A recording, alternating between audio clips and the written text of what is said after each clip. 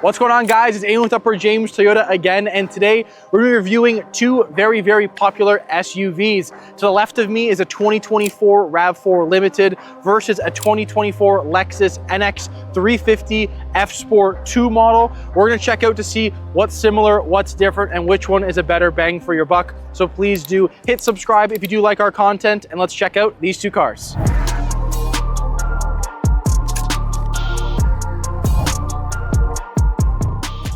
All right, so let's take a closer look onto the front end of both of these vehicles. Now, RAV4, I would say, is going to be our top selling SUV that we offer versus the NX that I'm going to assume from Lexus. The NX or the RX are going to be the top performing SUVs that they have in their lineup, which is why I think it'd be a really cool one to review both of these to kind of see which one, gives you a better dollar figure for what you're actually spending on either one of these vehicles. Now, this being a fully loaded RAV4, it's going to have every single last feature available on the vehicle. So taking a look onto the front end of this vehicle, a couple things to note. This is the only RAV4 that comes standard from the factory with parking sensors on the front, which are going to be these little small circles on your front bumper and this kind of gunmetal style grille. Now, with that being said, you still have fog lamps on the sides of the vehicle. And just like I'm going to tell you on the Lexus and in a video that I just recently did on the Venza, is going to be that I like the fact that Toyota and Lexus have pushed fog lights onto the corners of the front bumper. I think that obviously gives more visibility on the front end of both these vehicles and something that people would want to obviously keep you and your family safe along the road. Now, one other great feature that I will note that is not on that Lexus is going to be right here, and that is your front camera. This is also good for your 360 camera, and that's a part of the safety sense features offered on this RAV only. It's the only gas RAV that comes with that feature. Now, taking a step onto the NX 350, again, I like the styling of this, and I'm actually going to be in favor of the styling on this one a bit more than the RAV. The only thing on the RAV that I do like versus any other RAV is going to be the front grille. But on Lexus, I can't really argue about grills. I think that yes, even though it is massive and it covers basically the majority of the front end of this vehicle, I think that the new Lexus style grills, especially with these headlights and the reverse checkmark design, has really emphasized the front ends on the Lexus. Now, obviously, I know that this is going to come in a different price point versus the RAV4, but if you're going to ask me my honest opinion, I definitely do think that styling wise, I'm going to be in favor of Lexus on this one versus Toyota. Hey guys, I know you guys are enjoying the video, but please do not forget to like and subscribe so we can become the #1 Toyota YouTube channel on earth. All right, so talking about wheels and tires on both of these vehicles, starting with the Lexus, you'll be getting all black 20-inch multi-spoke alloy wheels from Lexus. Paired up this obviously on a black vehicle and your black gloss fender flares, I think that definitely is a good contrast to have on a vehicle and is going to be my favorite out of the two. Looking onto the RAV, you're going to be getting 1 inch smaller, 19-inch alloy wheels from Toyota. The only downside is they're chrome or silver, which in my opinion are not my favorite color for a wheel. And then number two is going to be that your wheel well surrounding the actual inside of this wheel well is going to be this matte black plastic material, and I just don't think it is looking necessarily the best versus on a hybrid version of this vehicle or on an S-Line or an XSE version of one of these. This can actually be gloss black, and I think that it obviously rounds out the vehicle a little bit better in my opinion. Styling wise of the rim though, again, I'm gonna be for Lexus on this one. I just like how the spokes are a little bit laid out, a bit cleaner on this vehicle versus the Toyota. You guys can let me know down below in the comments which one you guys would prefer. Okay, so one of the last things I'm going to be touching upon on the sides of both of these two vehicles is going to be that on the Toyota, this being a limited model, on the door handles, we having this little chrome piece on the top of all 4 door handles versus the Lexus, which is going to be black. Now, I'm not too sure if that color matches the exterior paint on a Lexus. I wasn't able to figure that info online. And if that is the case, please correct me in the comments, but I think it's going to color match the color you get your Lexus in, but obviously I may be wrong on that front. However, all I do know is that all 4 of your door handles on either one of these vehicles are going to be smart key compatible, meaning that any door handle you are exiting, you can simply tap your hand on the outside of the door handle and it's actually going to lock the car doors for you, which is a very, very good convenience feature to have on basically any SUV on the current market. Now, taking a closer look onto the rear of both of these vehicles, number one thing to note is that from Toyota, we have added blacked out badging for our limited all-wheel drive logo, as well as your Toyota logo and the RAV4. So typically that is chrome or silver. And in this case, the black actually looks pretty cool and a really, really good genuine Toyota accessory to add on to any of your next future Toyota purchases from us. So definitely consider that down the road. Now, looking at styling on the back of these, honestly, the RAV's just been looking the exact same since 2019. So there's really not a whole lot to really touch upon. I will be saying that we are knowing that the redesigned RAV4 is coming in the near future. So definitely stay tuned and check that out whenever we get a redesigned RAV4, which I'm hoping will be in 2026, not confirmed yet by Toyota. Now, the one thing that the RAV4 has that the Lexus NX 350 does not have is going to be your power tailgate with the kick sensor. So you basically line up to the right of your license plate frame, put your foot into the bumper, pull it out really quickly, and then all of a sudden your power tailgate will lift up for you. Now, convenience feature wise, I think that is huge. And I think that is something that a lot of families would obviously like to have in a vehicle. Now, this being a RAV4 Limited and a top of the trim levels you can be getting on this vehicle from Toyota, you'll be getting a cargo liner, which is free of charge from the factory, as well as your cargo net, which is right here. It clips up to your 4 different pins there in your trunk to basically prevent anything rolling around. So if you had any groceries or stuff you didn't want, shooting around left and right in the trunk while you're driving, this could be a really good accessory to add. And on most vehicles is an option that you could be adding when you do pick up your new car. Now, another thing that I've actually never once pointed out, which I'm going to point out now, is that say, for example, you were parking this vehicle in an underground parking garage, or you just didn't want it to go up as high as you wanted it to. That's no problem. You can actually height adjust this. So it's very simple to do so. All you'd actually do is push this button in. It's going to come down slightly. And if you want to stop it there, no problem. Now, all you'd have to do is hold this button a couple seconds. It's going to beep like it did there. And now this is going to be the highest that the trunk will open when you actually open the vehicle, whether that's with the kick sensor, the button on the key fob, or the button on the inside of the vehicle. Then just to reset it, it's pretty simple. Just push the trunk all the way up to the desired height you want it to be, or from factory, which is here.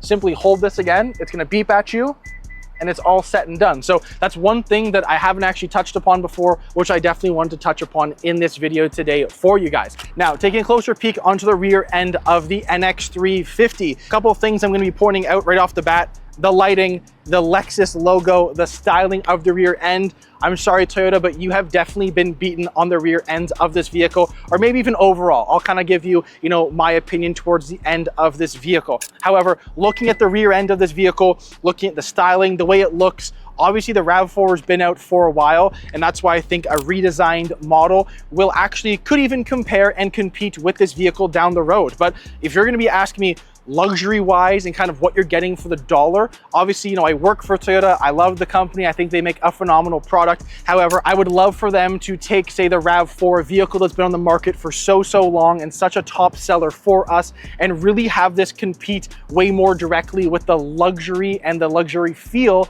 of, a Lexus NX or an RX. But taking a closer peek onto the rear end of this vehicle, now, just like the Limited RAV, I'm not too sure what comes standard from Lexus. You guys can let me know in the comments down below what you actually get with a brand new one of these. Now, this is an F Sport 2 model, so I'm not too sure if that comes with, your cargo mat, which is right here for your trunk liner. Obviously, your other mats, I don't know if that's optional or something you add on to your purchase from Lexus. You guys could let me know of that. But I definitely think what you're getting from the factory, at least what I think you're getting from the factory, you get more of a bang for your buck on the Toyota side. But then again, looking on the inside and looking at different features and what is offered, obviously that is up to you guys, thinking that that is the money you'll be spending for the next SUV for you and your family.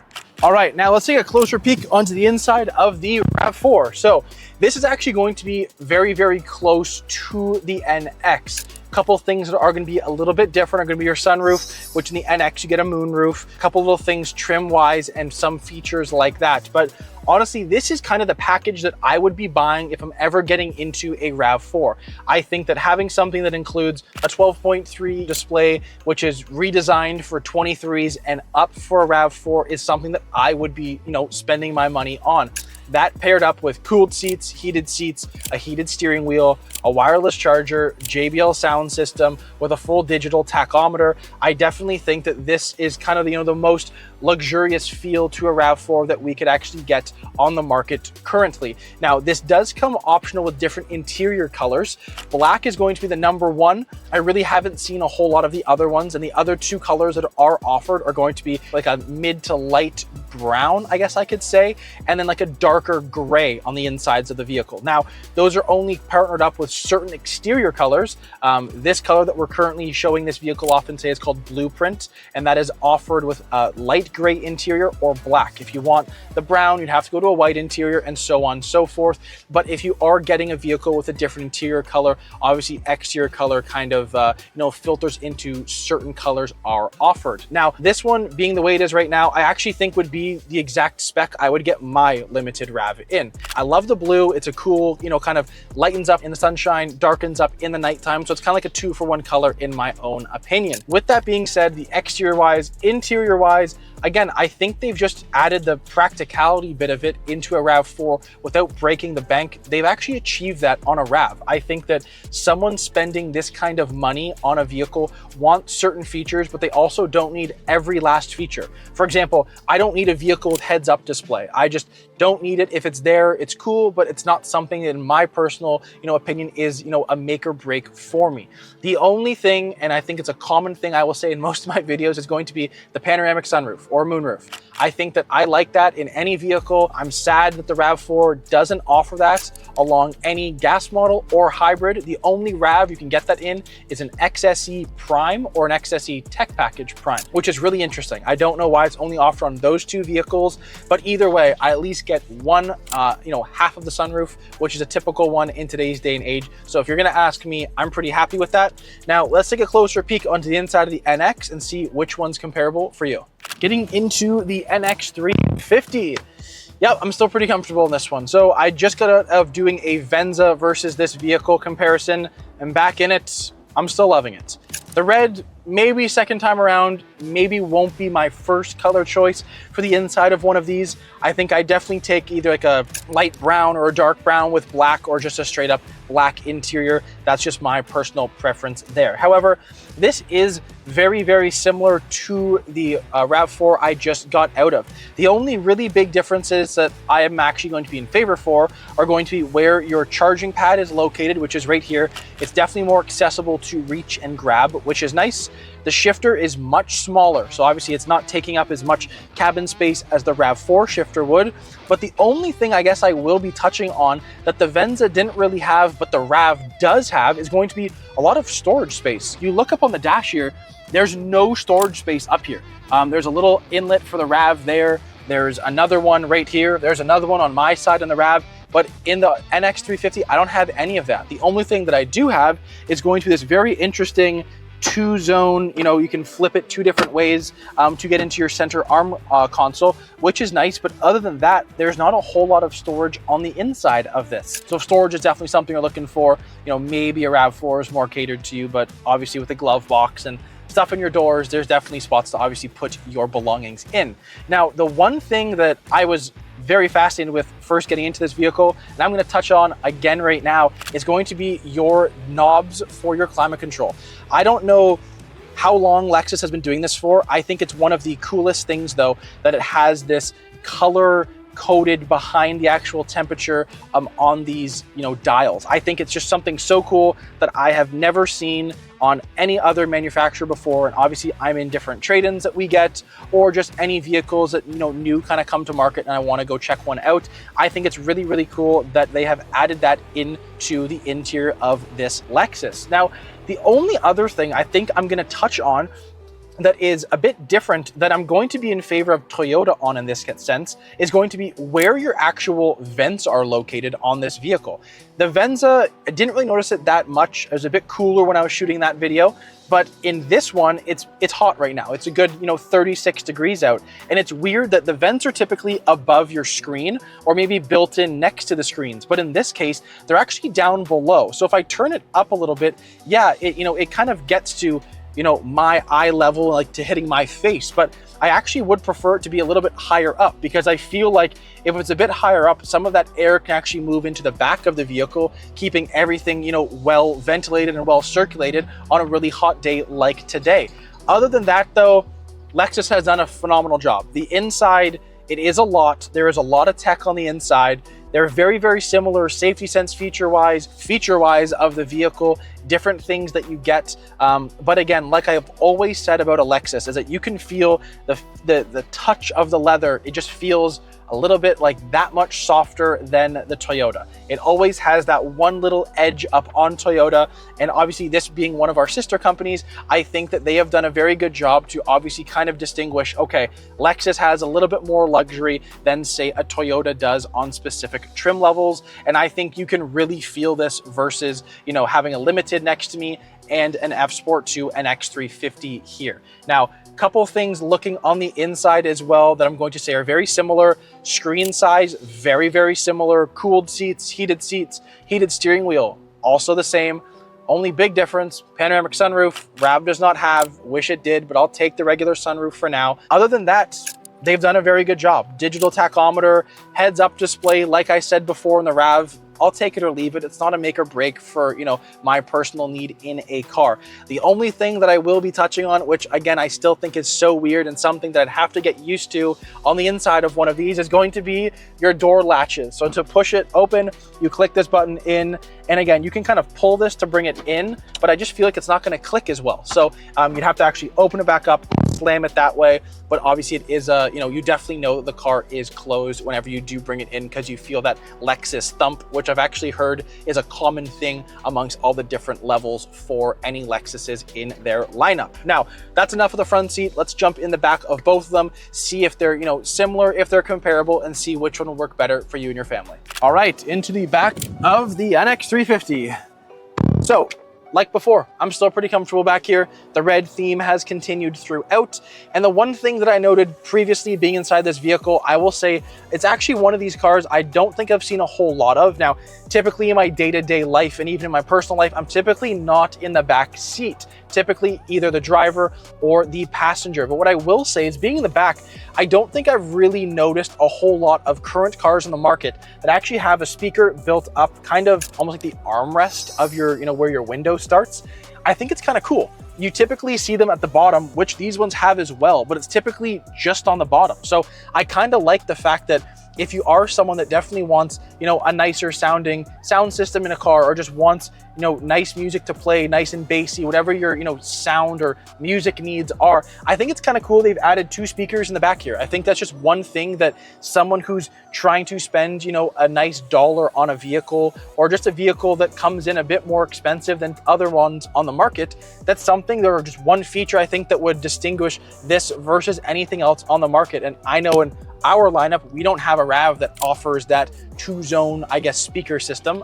So good job on Lexus for adding that in. Now, other than that, there's really not a whole lot to touch back here. There's simply 2 USB-C ports, 120 volts, which is nice to charge up anything in the back on a long road trip.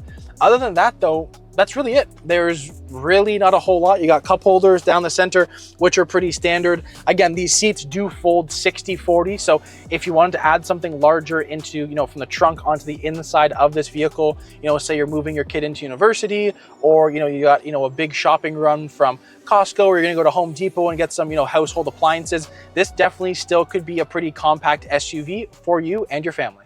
All right, now jumping into the back of the RAV4. So I definitely will say I feel a bit more spacious than the NX350, and headspace is actually pretty good. They have a little like cutout that goes into the center here, and it gets a little bit higher up for your rear passengers if you had anyone that's a bit taller like myself. So this actually works pretty well for me. Now, I've got a couple of air vents back here, just 2 of them, with a couple of USB-C lightning ports as well to charge up any of my devices. Down the center, just like the NX, you have 2 cup holders, no storage though in the center here. And just like the NX, the seats will fold 60-40 in case you need anything to load into your vehicle. Now, a couple things that this has that the NX doesn't have and vice versa. Firstly, you're going to see there's no speaker up here. You only have 1 down here. And again, I think that actually could be a new thing for me, especially listening to music inside that vehicle. I think that being in the rear seat, they've actually done a very good job to make not only the ride enjoyable for the people in the front, but also the people in the rear. With that being said, the one thing that this has that the NX does not have is going to be this button right here, and that's for heated seats. You push that in, it turns orange. Now, why it's orange and not red, I'm not really too sure. It's always been my pet peeve of why the heated seats are an orange light and the cooled seats are a green light. You know, if you're gonna ask me, it should be red and blue. That kind of makes most sense to me. And guess what? The Lexus has red and blue. So I really hope when they redesign the RAV, they add that feature into that redesigned version of a RAV. But again, it's not gonna kill me if they keep the orange and the green as the color indicators for a heated or cooled seat. But other than that, I think that being in the back of the RAV, you're pretty comfortable. Again, I can't really complain. I did say that in the Venza, in a prior video that I've done, is that up here, you do have this light for your rear passengers. This, because it doesn't have a full panoramic moonroof, it obviously makes sense to have this here, but I think on the Lexus, they've pushed it further back into the trunk, and I think that that's something that just kind of takes an eyesore away from anyone in the rear of the vehicle, and something that I have noticed that I'm kind of like, it feels like something's looking directly down at me. That's just my own personal opinion. Now to wrap things up, let's go over some pricing for both these vehicles and see which one's better suitable for you. All right, so one last thing to consider if you are looking at getting yourself into a new Lexus NX350 or a RAV4, and that's going to be on the fuel side of things. An NX350 does take premium fuel versus the RAV4, which just takes regular. So looking at your cost per year on fuel, the NX will definitely come in a little bit more than you would be spending on the RAV. Now, talking about costs, on an NX350, they're going to be starting in and around the range of $52,550 MSRP for 2024, working all the way up to $66,400, adding in your taxes, licensing fee, dealer charges, administration fee, and then obviously tax on top. Now, working over to the 2024 RAV4 Limited, this vehicle will be coming in at $44,750 for a 24 model. So obviously it comes in significantly less than an NX350. And I want to know, if you guys were buying either one of these, why would you be picking either of these vehicles at the certain price point that these are at? Please let me know down below in the comments. I'm interested to hear your thoughts on these two vehicles. If you did like this video, please do not forget to hit like and subscribe so you do not miss any more of our future Toyota related content. And we'll check you guys out in the next video.